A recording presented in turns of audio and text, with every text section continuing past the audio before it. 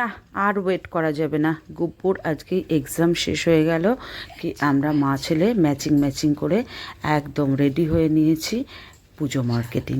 হ্যাঁ, শপিংটা এখনও হয়নি, অনেকটা হয়ে গেছে, কিন্তু আমাদের কাছে তো কিছুই হয় না অনেকটা হয়ে গেলেও।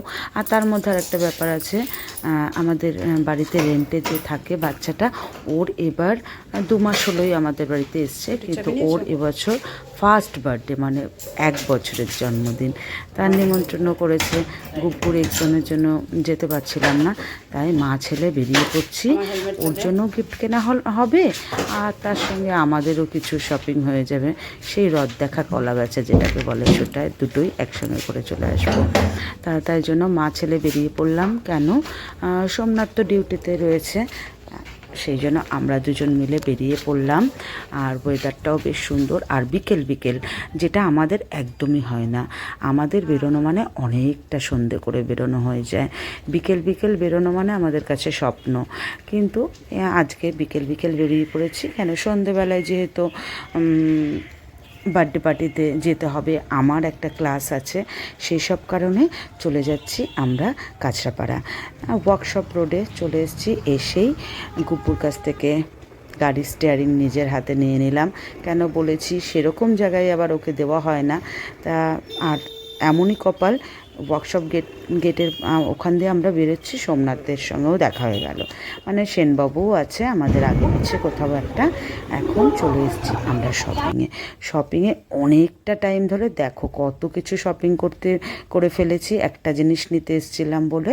কিন্তু শপিং শেষ, গুব্বুর পেয়ে গেছে খিদে, আর বাবিন রয়েছে সঙ্গে।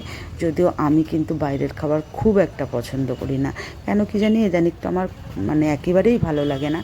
কিন্তু আমার অনিচ্ছা সত্ত্বেও ওদের কারণে দাঁড়াতে হলো রোল কেনার জন্য। যদিও রোল কিনে বাড়িতে চলে এসেছিলাম, এসে বাড়িতে রোল খেয়ে আমার একটা ক্লাস ছিল, সেটাকে করে আমরা চলে এসেছি বার্থডে পার্টি সাজানো হয়েছে।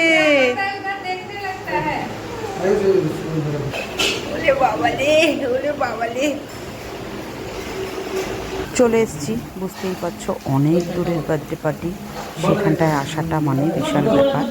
যাই হোক, কিন্তু 1 বছরের বার্থডে, বুঝতেই পারছো 1 বছরের মোমবাতিও জ্বালানো হয়ে গেল। আর 1 বছরের বার্থডে পার্টিতে আসা মানে কোথাও যেন একটা নস্টালজিক হয়ে পড়ি।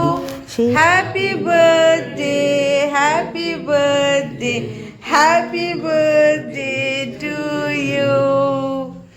ইয়ে ক্ল্যাপ। মিত্তি ভালো।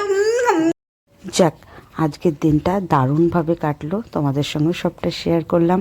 কেমন লাগলো অবশ্যই জানিও। আর